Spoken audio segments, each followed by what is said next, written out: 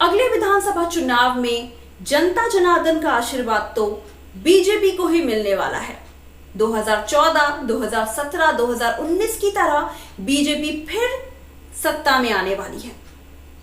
BJP तो हर बात झूठ बोलती है, ऐसा कहा अखिलेश यादव ने। नमस्कार दोस्तों, मैं हूं पूनम शर्मा और आप देख रहे हैं मेरे साथ खरी खरी। खरी खरी में हम उन तमाम मुद्दों पर, उन तमाम तरह की बातों पे बात करेंगे जो हमें जानना समझना जरूरी है। अगले विधानसभा चुनाव में जनता जनार्दन का आशीर्वाद तो बीजेपी को ही मिलने वाला है। जी हां, ऐसा कहना है सीएम योगी आदित्यनाथ का। उन्होंने साफ साफ कहा कि अगले चुनाव में भी 2014, 2017, 2019 की तरह बीजेपी को जनता का आशीर्वाद मिलने वाला है। इस पर अखिलेश यादव का भी तगड़ा जवाब सुनने को मिला। उन्होंने साफ साफ कह दिया कि बीजेपी झूठ बोलती है। जितने काम हमारे शासनकाल में हुए हैं उतना काम तो बीजेपी ने किए ही नहीं है। सारे काम हम कर लेते हैं तो उद्घाटन के लिए योगी आदित्यनाथ पहुंच जाते हैं। और तो और लोगों की, नेताओं की दिनचर्या पे भी बातें होने लगी। जब सीएम योगी ने कहा कि वो 4 बजे उठ जाते हैं और भक्ति में लीन हो जाते हैं, प्राणायाम करते हैं, उनकी रूटीन जो है काफी डिसिप्लिन है। इस पर अखिलेश यादव का कहना था कि वो तो 3:30 बजे उठ जाते हैं। इस तरह की बातें भी सुनने को मिली।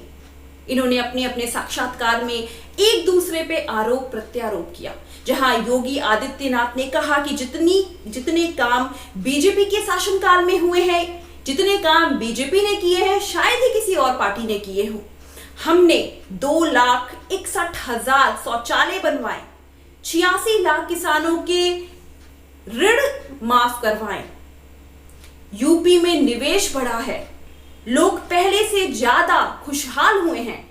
सबसे बड़ी बात तो मैं यहां यह बताना चाहूंगी कि योगी आदित्यनाथ ने बताया कि 2017 से पहले जहां लोग भूख से मर जाया करते थे, तमाम ऐसी जातियां थी, तमाम ऐसे गांव थे जहां बिजली मुहैया नहीं थी, तमाम ऐसी जाति थी, जैसे अगर मैं बात करूं, बहुत सारी ऐसी जातियां थी जिन्हें खाने को नहीं मिलता था।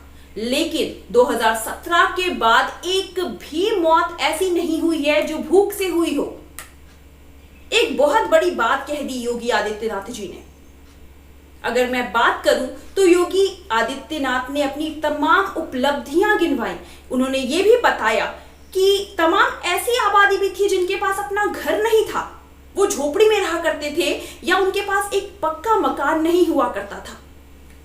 बीजेपी के आने के बाद ये भी मुश्किलें आसान हो गई। हमने ऐसे तमाम लोगों को, एक बहुत बड़ी आबादी को घर मुहैया करवाया, जो कि बीजेपी की एक बहुत बड़ी उपलब्धि है।